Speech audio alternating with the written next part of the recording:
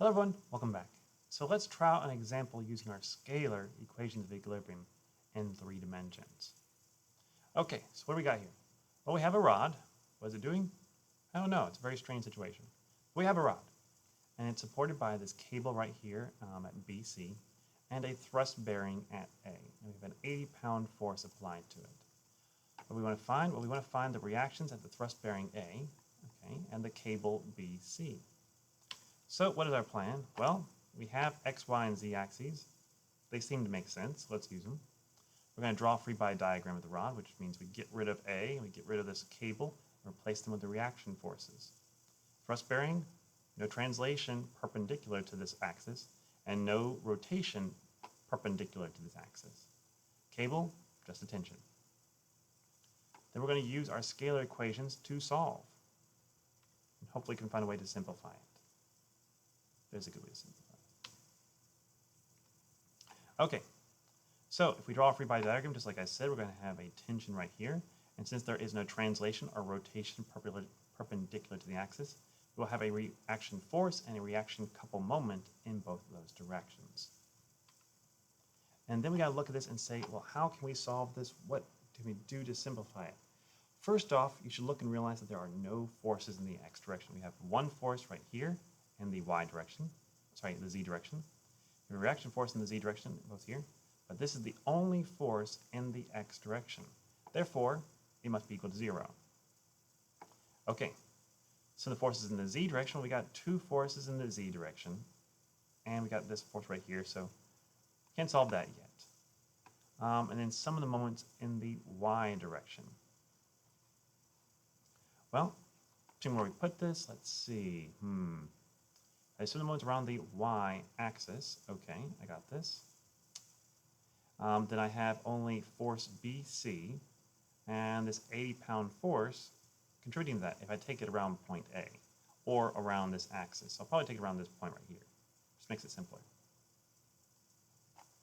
So, I mean, that looks pretty good to me. In all honesty, I like that. So let's do some of the moments around y-axis and see what we get.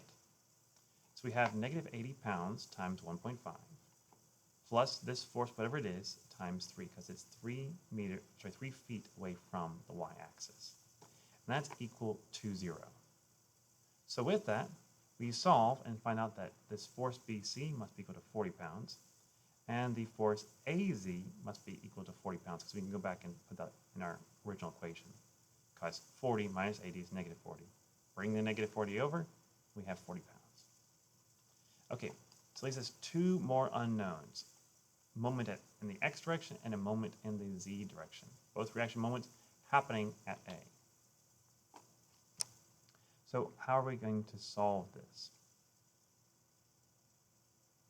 I feel like we should just give up, Simple, easy. So what we're going to do, well, we're going to write our reaction couple some moments around point A. Now you're like, well, why point A? Why not point Y? Well, you'll see. First off, if we do some moments in the x direction about point A, then we have to add in the couple moment because it's applied at point A. And then we add in all of our forces that would cause a moment around the x-axis, which are these two right here. Don't forget, they're in the z direction. They're off really far away. You're like, oh, they don't do much, but they are rotating around that x-axis. You got to look and see where things are rotating around. So if I do that, you can see that I can already solve for the reaction moment at A, which would be 240-pound foot. And how about z? Well, do you see any forces that are in the xy plane? You don't. Because of that, that means there are no forces causing a moment around z, and therefore our reaction couple moment at z, around z, would be equal to 0. Okay? If you see a force that's in the zy plane, it's going to cause a moment around the x-axis. In the xy plane, around the z-axis. The xz plane, around the y-axis. So if it's in one of the other directions, it's going to be causing a moment around this axis. So use that to help you. And with that, we're done. This looked very hard possibly to you, but as you can see, all these equations were very simple. I never actually had to solve a simultaneous equation. I could just do each of them one step at a time. We just found one equation after another that had only one unknown. So use that to help you. It's a fantastic tool. And all it takes is just a little bit of thought. In this case, it's really hard to mess it up, but sometimes there will be multiple ways to solve the problem, and you're going to have to look and find that for yourself. So I hope this helped you, and I'll see all of you next time. Bye-bye.